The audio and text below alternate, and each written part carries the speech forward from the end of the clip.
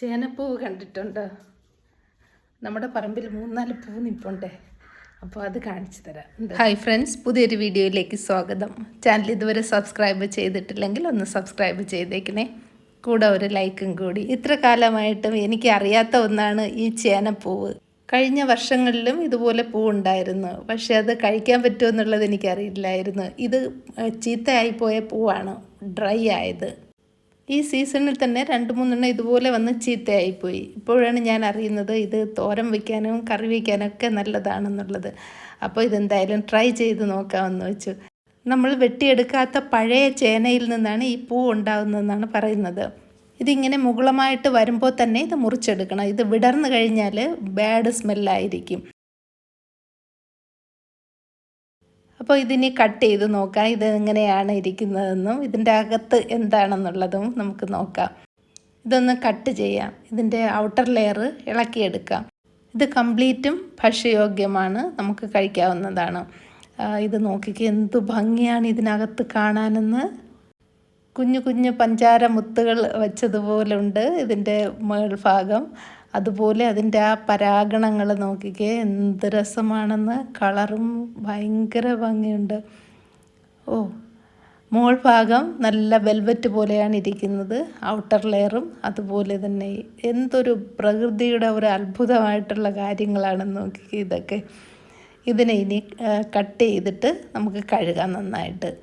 ഇതിൻ്റെ ഉൾഭാഗം നോക്കിക്കേ, വലവലയായിട്ടാണ് ഇരിക്കുന്നത്, ജാളി പോലെ. പക്ഷേ പുറമേ ഇങ്ങനെ സോഫ്റ്റ് ആയിട്ടിരിക്കണമെങ്കിലും കുറച്ച് കട്ടിയുണ്ട്. ചേനയിൽ ഇതുപോലെ നമ്മൾ തരിതരിപ്പായിട്ടുള്ള ഭാഗം കാണുമല്ലോ. ഇനി ഇതുകൂടി നോക്കാം.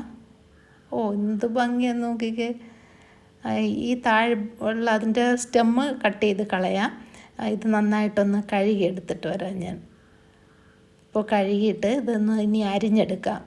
ഇത് വേണമെങ്കിൽ ചോപ്പറിലിട്ട് ചോപ്പ് ചെയ്തെടുക്കാം, ഇല്ലെങ്കിൽ കൈകൊണ്ട് ഇതുപോലെ അരിഞ്ഞെടുക്കാം. പക്ഷേ എനിക്ക് ഈ ചേന ഞാൻ ഒരിക്കലും കൈകൊണ്ട് തൊടാറില്ല, അത് ഭയങ്കര ചൊറിച്ചിലാണ് കയ്യിൽ. അതുകൊണ്ട് ഓണത്തിനൊക്കെ മാത്രമേ ഞാൻ ഇനി ഈ ചേന ഇട്ട് അവിയൽ പോലുള്ളത് വയ്ക്കാറുള്ളൂ, അല്ലെങ്കിൽ ഞാൻ ചേന ഉപയോഗിക്കാറേ ഇല്ല. എനിക്കിവിടെ ചേന ഉള്ള സമയത്തും ഞാൻ ഗ്ലൗസൊക്കെ ഇട്ട് വളരെ ബുദ്ധിമുട്ടിയാണ് അത് അരിയുന്നതും കഴുകുന്നതും ഒക്കെ. അപ്പോൾ ഇത് പക്ഷേ അങ്ങനെ ചൊറിച്ചിലുള്ള ആൾക്കാർക്ക് ഇതും ചൊറിയും. അപ്പോൾ ഇതാദ്യം ഞാനിതൊന്ന് അരിഞ്ഞെടുത്തിട്ട് കുറച്ച് നേരം പുളി വെള്ളത്തിൽ ഇട്ട് വയ്ക്കാമെന്ന് വെച്ചു. അപ്പോൾ കുറച്ച് ഇതിൻ്റെ ആ ഒരു ചൊറിച്ചിലൊന്ന് മാറിക്കിട്ടും. ഇതിങ്ങനെ കട്ട് ചെയ്തെടുക്കാം, കുഞ്ഞു കുഞ്ഞായിട്ട് അരിഞ്ഞെടുക്കാം. ഇത് മുഴുവനും ഞാൻ എടുക്കുന്നില്ല, ഇത് അരിഞ്ഞപ്പോൾ കുറേ ഉണ്ട്, അപ്പോൾ ഇതിൻ്റെ പകുതി മാത്രമേ എടുക്കുന്നുള്ളൂ. പുളിവെള്ളം ഒഴിച്ച് 5 മിനിറ്റ് ഇട്ടേക്കാം. അത് കഴിഞ്ഞിട്ട് ഇത് കഴുകിയെടുക്കാം. 3-4 വെള്ളത്തിൽ കഴുകിയെടുക്കാം. ഇതിൻ്റെ കൂടെ കുറച്ച് ചെറിയ ഉള്ളി കൂടി ചേർക്കാം. ഇതില്ലെങ്കിൽ സവാള ചേർത്താലും മതി.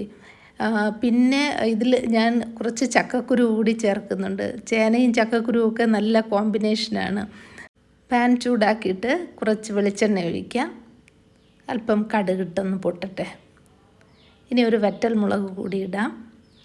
എന്നിട്ട് ഇതിൽ ഒന്നുകിൽ ഉഴുന്ന് പരിപ്പ് ചേർക്കാം, അല്ലെങ്കിൽ ഞാനിതിൽ കുറച്ച് അരിയാണ് ചേർക്കുന്നത്. അരി ഇട്ടാൽ നല്ല ടേസ്റ്റ് ആയിരിക്കും തോരനൊക്കെ.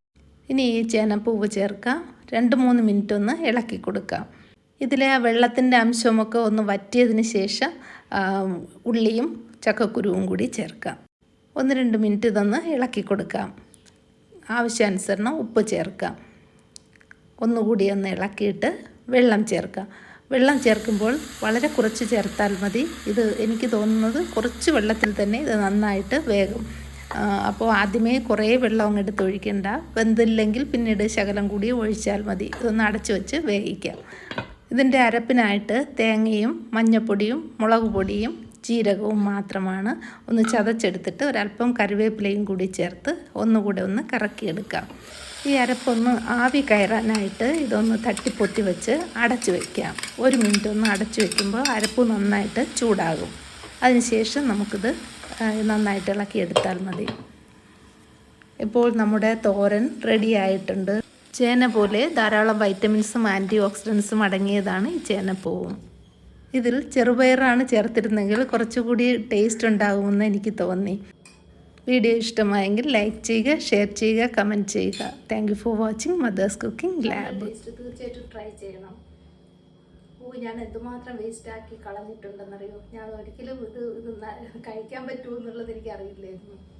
എന്തായാലും സൂപ്പർ ടേസ്റ്റ്.